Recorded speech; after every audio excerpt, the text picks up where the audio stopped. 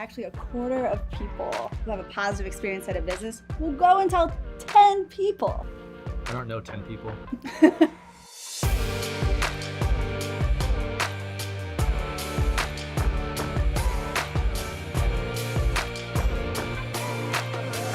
Welcome to The Journey. I'm Neely. And I'm Emma. And today we're talking about 4 different ways to measure social media ROI. What's tip number 1? Well, first off, and I'm sure you have this happen all the time too, I get asked from small business owners on a regular basis, I know social media is important, but how do I measure it? Is there a way to do that? And there's also this, I think, determination in small businesses that they're like, there is no way to do this. So they love to hear about ROI, return on investment. You get asked this too, right? Right. They end up spending so much of their time on there, they want to make sure they're actually getting something back. Which I totally get, right? Your time is super valuable. You're doing a million other things. And then now social media is added to your plate. How do you justify the time or the money if you outsource it, like GoDaddy Social? You want to justify that time and money. And a way to do that is understand, are you getting a return on investment? And the good news is there's a lot of ways to see if you are or not. There's data, analytics, metrics. But I'm going to break it down into 4 umbrellas of how to measure ROI, Cool. Starting with number 1, brand awareness. Cool. How do you measure brand awareness? So brand awareness can be measured in one way that you're probably already thinking at home, your number of followers. How many people are following you? The more people following you on Twitter, seeing your tweets, following you on Instagram, seeing your great photos, and following you on Facebook and reading those great captions, the more exposure you have and the more followers you have seeing it, that's brand awareness. Perfect. And does that count like likes and comments and things like that too? Totally. So likes, comments, love, shares, retweets, that's just going to help you get in front of not only your followers, the awareness there, but your friends and their friends, maybe their family members as well. So the awareness just spreads like wildfire. Spreading the love. Spreading the love. All right, so digging in on the analytics aspect, it's easy to see an amount of followers, it's easy to see the amount of likes, and things like that. Is there a step further we can go to really see like the nitty gritty? Yeah, totally. So that's a cool thing. If you have business pages set up, they allow you a clear view of what's working, what's not working, what time of day a post works well, how many people are seeing it, et cetera, et cetera. So with Facebook, you have your Insights tab. And what's really cool is it breaks down a ton of information. And they even have a little information button on each one. So if you're reading a metric and it's like, I'm not even sure what engagement rate means. You can click on it, it'll break down what it is.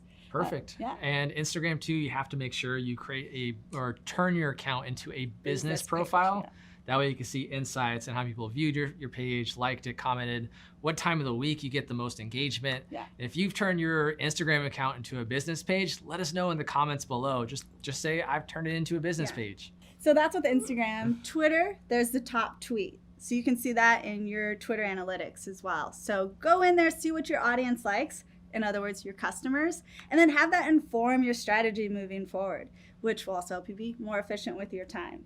And give the customer what they want. Give them what they want. Give them what they want.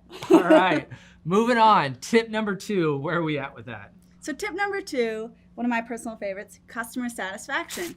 And you're familiar with this inside your business, whether you have a barber shop or a car dealership. You can see it on the person's face if they're satisfied or not. I can't make a frowny face. Darn it, I was queuing them up. So one way you can do it online with social media is, well, your reviews. Your customers are going to tell you if they had a poor experience or a great experience. But make sure you're reading those reviews. Believe it or not, I still come across businesses that don't take the time to read their reviews. I'm like, wait, this is a great place to see if your customers are satisfied or not. Also, what they're saying when they mention you on Facebook. Right. Especially you have to respond, good or bad. I know most people will just respond to the good ones and try to just ignore the bad ones like they don't exist. Just give them a response, see if you can make it right, apologize for the situation, and move on. Totally. So again, pay attention to what your customers are saying. They're talking to you online. And if you want even a deeper dive into that, we have another episode of The Journey on social listening, so check it out. So cool statistic I read the other day, actually a quarter of people who have a positive experience at a business will go and tell 10 people, both online and offline. That's pretty awesome. All right, tell me, what's tip number 3? Tip number 3 is actually gaining new customers. which is your favorite. I know. When I say you're gaining new customers, you can picture just dollar bills in your pocket. Make it rain. So how can you do that with all this social media and online stuff?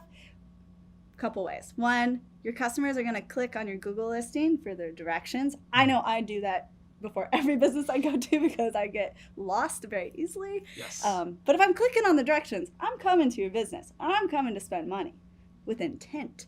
Also, calling you. That's another great way to measure that you're getting a new customer. You've already learned that a lot of customers don't take the time to call. So if they're calling you, they mean business. They are serious about spending money with you. You got yourself a new customer.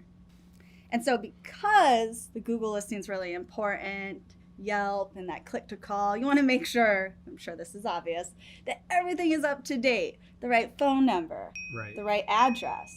The hours, right? How many times have you gone to a business that said it was open, you get there and it's closed? And that's a bummer. It just makes me so sad.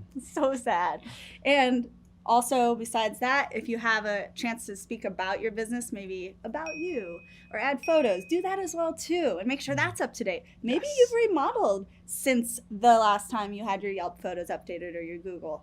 Add that in there. Spice things up. Add some photos. Keep it up to date. So when your customer comes in, that new customer you just gained, they're getting an experience that they predicted, that they expected. Right.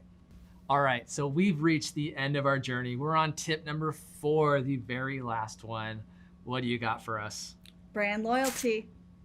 Another one, you're familiar with the terminology, but what does it look like online?